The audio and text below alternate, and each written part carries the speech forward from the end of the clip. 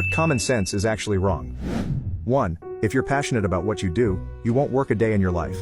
Wrong. It's still really hard work even though you enjoy it. And to make matters worse, you might work so hard to the point where you end up hating the thing you love.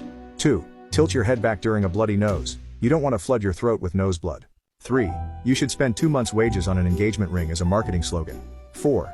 That people are good eyewitnesses. We aren't.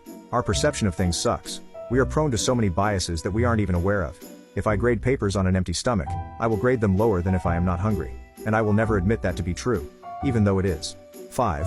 In medical school we're taught that common things are common and that, when you hear hooves, think horses not zebras, meaning that we should always assume the most obvious diagnosis.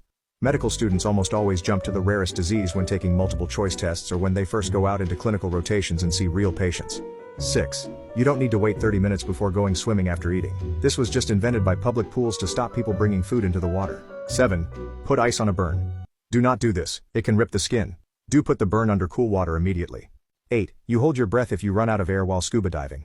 Wrong, your lungs will explode as you'll float upwards with a lungful of air, and you probably will try to surface anyway. And the air inside them expands.